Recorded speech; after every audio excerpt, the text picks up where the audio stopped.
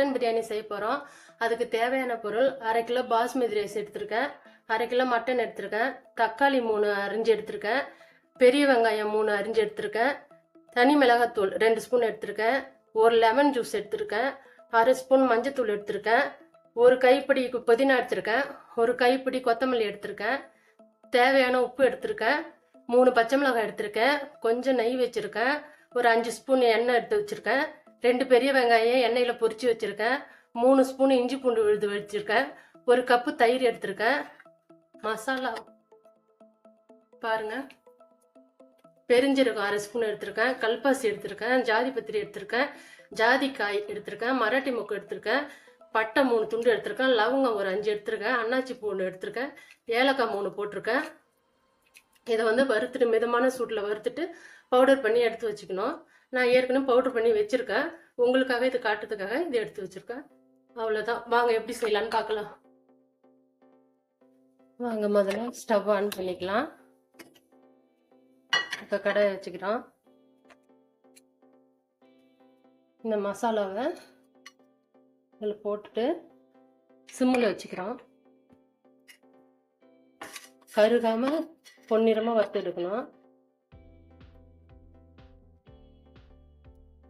பாருங்க, இந்த அளவுக்கு வறுத்தா போதும். இதை எடுத்து அப்படியே ஆறட்டும். இப்போ குக்கரை வச்சுக்கலாம்.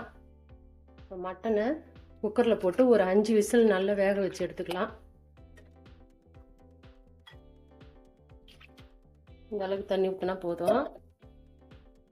இது கூட ஒரு 5 பீஸ் தக்காளி பீஸ்,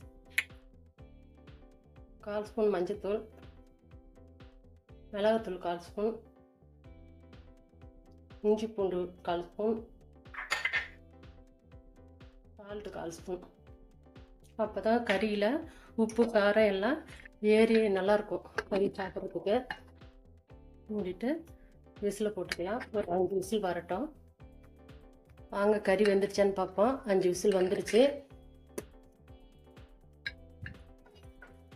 பாருங்கள், நல்லா வந்து உப்பு காரத்தோட இந்த தக்காளி மிளகாத்தூள் கூட நல்லா வெந்துருச்சு. இப்போ இதை எடுத்து எட்டைக்கு வச்சுட்டு ஸ்டவ் ஆன் பண்ணிக்கலாம். கடாயை வச்சுக்கலாம். எண்ணெய் ஊற்றிக்கலாம். எண்ணெய் நல்லா காஞ்சிடுச்சு. நறுக்கி வெங்காயம் போட்டுக்கலாம்.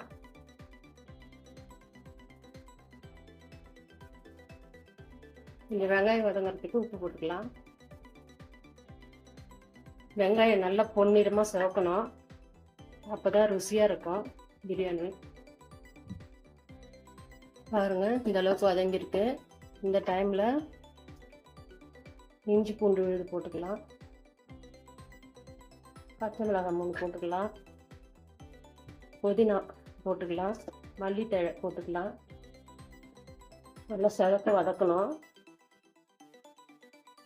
பாருங்கள், இந்த அளவுக்கு பொன்னிறமாக வதங்கிடுச்சு வெங்காயம். இந்த இதில் மிளகாத்தூள் போட்டுக்கிறோம், மஞ்சத்தூள் போட்டுக்கிறோம். ஒரு கிண்டு இப்படி கிண்டிட்டு தக்காளி போட்டுக்கிறோம்.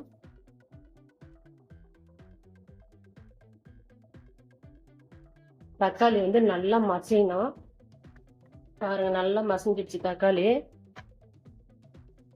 மசாலா கரம் மசாலா வறுத்து பவுடர் பண்ணியிருக்கோம் இல்லையா, அதை போட்டுக்கலாம்.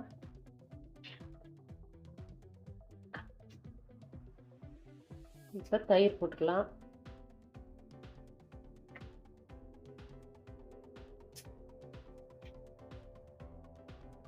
மட்டன் போட்டுக்கலாம்.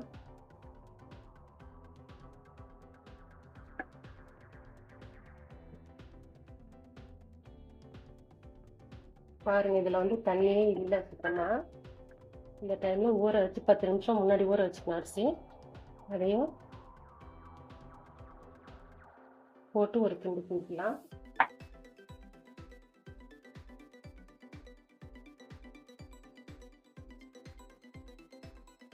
கறியோட அரிசி போட்டு கிண்டும் போது ரொம்ப சுவையாக இருக்கும், டேஸ்ட்டாகவும் இருக்கும்.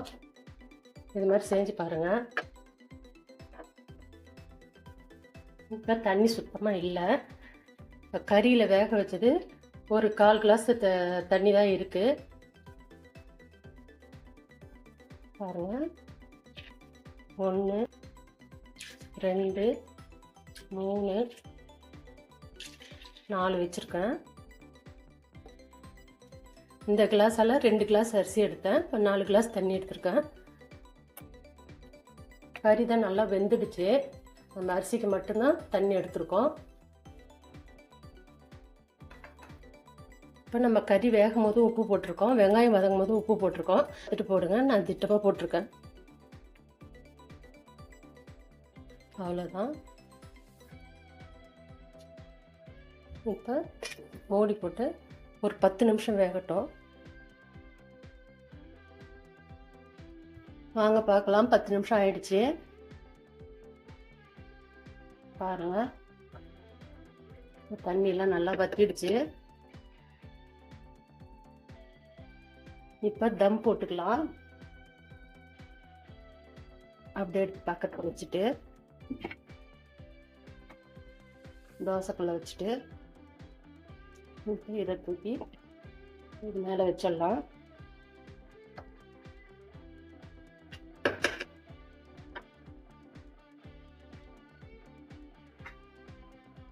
இது மேலே கொத்தமல்லி தழை ஊற்றிக்கலாம். ஒரு ஸ்பூன் அப்படி நெய் விட்டுக்கலாம். லெமன் ஜூஸு அங்கங்கே ஒரு சொட்டு போட்டுக்கலாம். பொரிச்சு வச்ச வெங்காயத்தை அது மேலே அப்படி தூவி விட்டுக்கலாம். அவ்வளோதான். மேலே அப்படியே பரப்பி தூவி விட்டுட்டு மூடி போட்டுட்டு ஸ்டவ் வந்து ஒரு 5 நிமிஷம் சிம்மில் வச்சிடலாம். 5 நிமிஷம் ஆகட்டும், பார்க்கலாம். வாங்க ஃப்ரெண்ட்ஸ், 5 நிமிஷம் ஆயிடுச்சு. பாருங்கள்,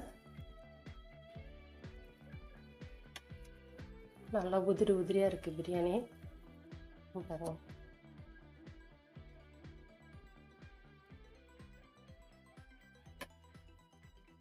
பாருங்கள், நல்லா உதிரி உதிரியாக இருக்குது. இப்போ பிரியாணி ரெடி ஆகிடுச்சு. ஸ்டவ் ஆஃப் பண்ணிடலாம். பிடிச்சிருந்தா லைக் பண்ணுங்கள், ஷேர் பண்ணுங்கள், கமெண்ட் பண்ணுங்கள், சப்ஸ்கிரைப் பண்ணுங்கள். பாய்.